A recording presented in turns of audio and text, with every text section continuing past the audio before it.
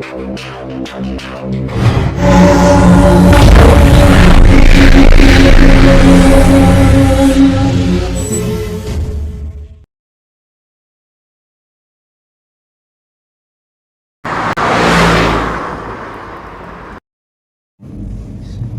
तो आप ये ध्यान रखना, आपका कोई प्रिंट आउट बाहर नहीं होना चाहिए।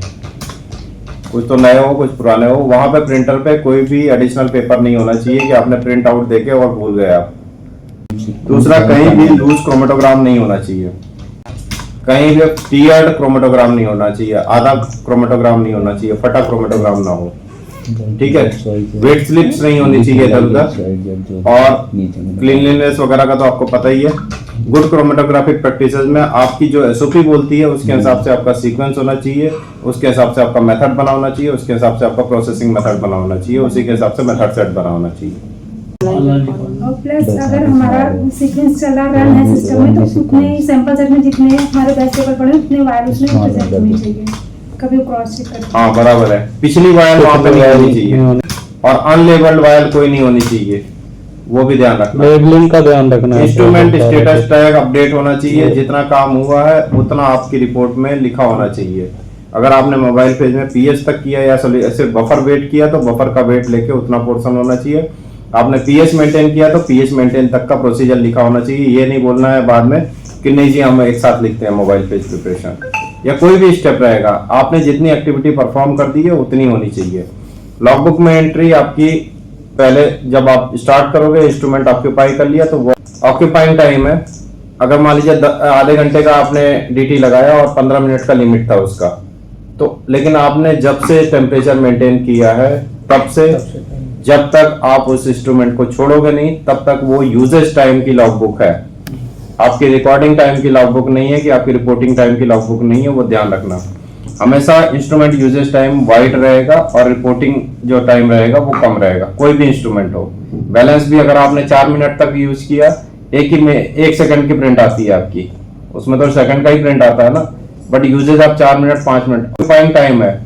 इंस्ट्रूमेंट को आपने कितनी देर तक अपनी कब्जे में रखा है वो टाइम देना है आपने, वो इंस्ट्रूमेंट यूजेज लॉगबुक का टाइम होगा रिकॉर्डिंग में। ओके, आ जाओ संजू। अच्छा, ये पहले गुरप्रीत बताएगी, आपको नाइट पर गई थी ये कुछ सीख के आई है वहां से। हाँ, डिजोल्यूशन के बारे में बताएगी। 5 मिनट का टाइम इसको दे रहे हैं, फिर उसके बाद स्टार्ट करना है। हमारे पास 40 मिनट का टाइम रहेगा। हाँ जी, क्या क्या आपने नाइपर में क्या क्या देखा? First of all good afternoon. Good afternoon. NIPER में मैंने डिसोल्यूशन के बारे में जाना। वहाँ पे अलग अलग प्रेजेंटर्स थे जिन्होंने प्रेजेंट किया था।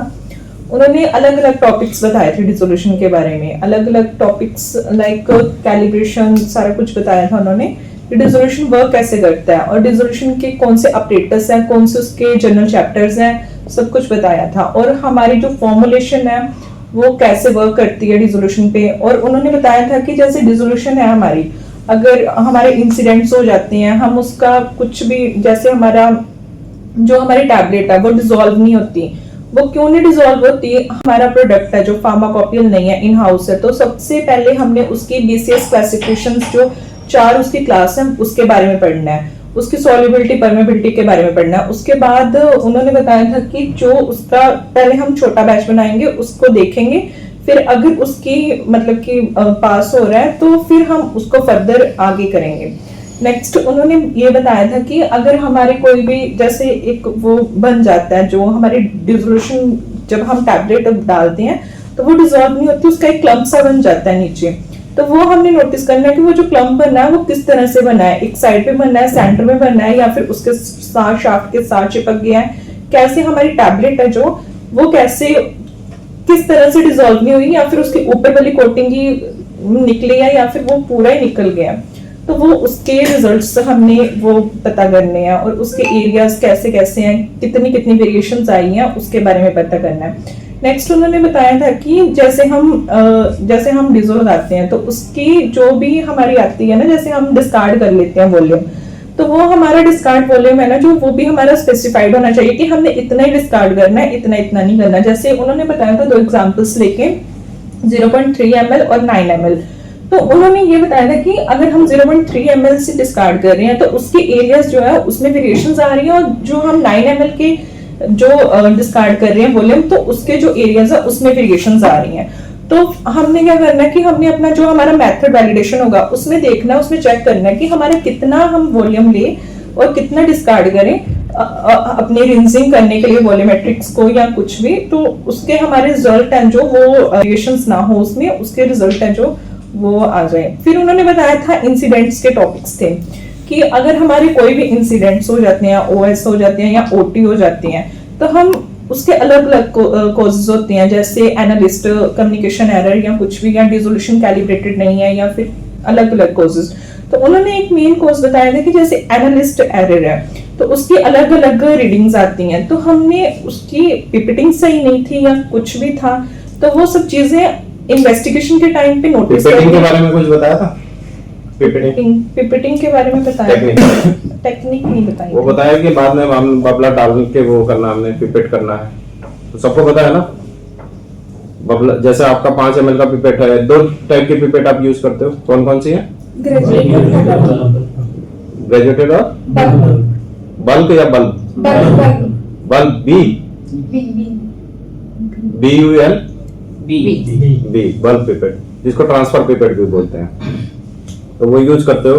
ग्रेजुएटेड पिपेट में अगर 5 ml लेना हो तो उससे ले सकते हैं हम? नहीं ले सकते? ले सकते हैं पर एक्यूरेसी नहीं। क्यों?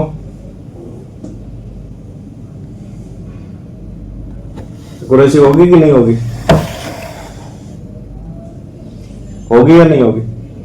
ग्रेजुएट में नहीं होगी। क्यों नहीं होगी? होगी। अच्छा, 4.5 ml लेना हो तो? ग्रेजुएट से लेंगे नहीं, बट हम क्यों लेते हैं ऐसा?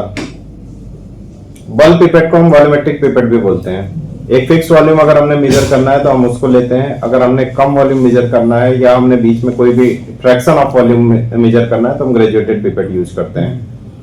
बट एक आप देखोगे कि 5 ml की पिपेट है तो 4.5 के बाद नीचे जो अगर आप वो देखोगे तो ग्रेजुएशन नहीं रहता है, तो एक वॉल्यूम के बाद हम उसमें मेजर नहीं कर सकते। तो जब हमारा फिक्स वॉल्यूम रहता है यानी वॉल्यूमेट्रिक पिपेट यूज करते हैं, जैसे हम वॉल्यूमेट्रिक फ्लास्क यूज करते हैं 50 ml का, तो 50 ml ही मेजर कर सकते हैं, उससे कम नहीं मेजर करेंगे।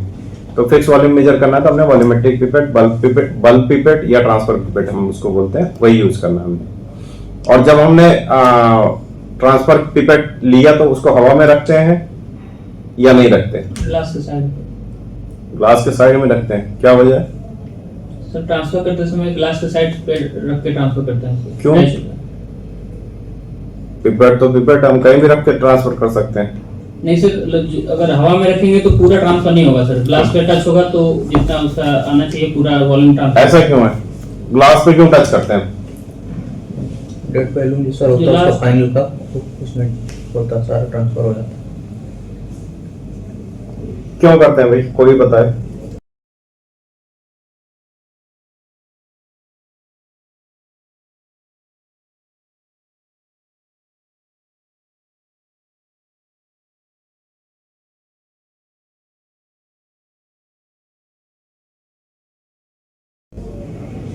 पिपेट ये बोल रहे हैं कि ग्लास पे टच कर दो आप और उसके बाद ट्रांसफर करो, क्या रीजन है?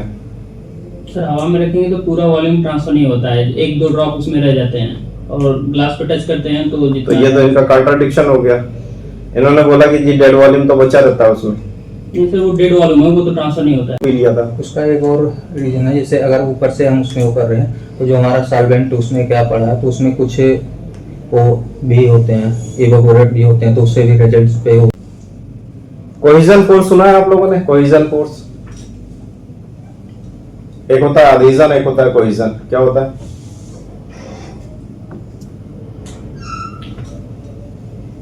जब उसको आप टच कर दोगे, किसी सरफेस से टच करोगे ना, तो वो जैसे ही सक होगा, जैसे ही उससे अधेर हुआ तो एक कोहेजन फोर्स लगता है। कोहेजन फोर्स से जितना वॉल्यूम जाना चाहिए उसमें उतना ही वॉल्यूम जाएगा, लेकिन उसमें एक गैप है। पिपेटिंग में भी आपका एक गैप है। वो गैप क्या है? मान लो आपने 10 ml की पिपेट ली, 10 ml की पिपेट को आपने ग्लास में टच करा के छोड़ दिया, तो 10 ml की पिपेट ग्लास में जब टच करा के छोड़ते हो, बाहर उसके सरफेस पे भी लगा रह जाता है, वही सोल्यूशन लगा रहता है। तो एग्जैक्टली जब आप बाहर निकालते हो तो उसके साथ वो कुछ सोल्यूशन चिपका होता है, तो एग्जैक्ट मेजरमेंट नहीं होती उसकी भी, होती है, होती है। 10 हाँ पिपेटिंग करेंगे सर तो सैंपल लेने के बाद पहले टिश्यू पेपर से वाइप करने के बाद उसमें बराबर है, पहले कर लोगे ना, बाद में आपने सोल्यूशन रख दिया, ग्लास से सटा के मान लो कोनिकल फ्लास्क में लिया, वॉल्यूमेट्रिक फ्लास्क में डाला, तो 10 ml का वॉल्यूम इतनी हाइट का तो होगा, तो वो जब आप निकालते हो, जब पिपेट उसको बाहर निकालोगे तो उसमें भी लगा रहता है, उसको कैसे करते हो? अपर साइड से टच कराते हैं नीचे।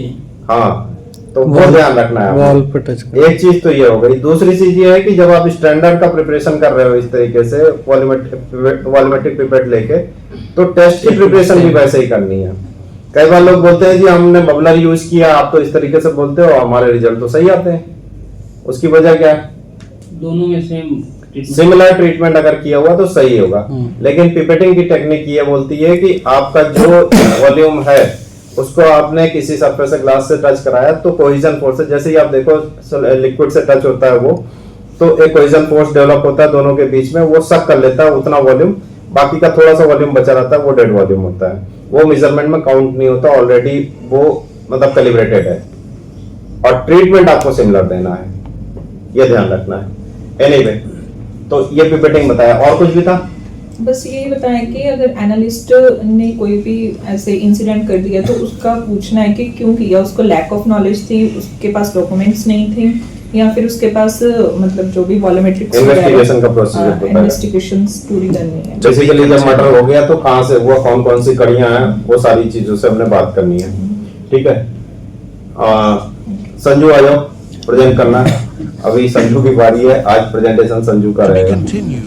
Thanks for watching and subscription. To be continued. Video खराब कर दिया।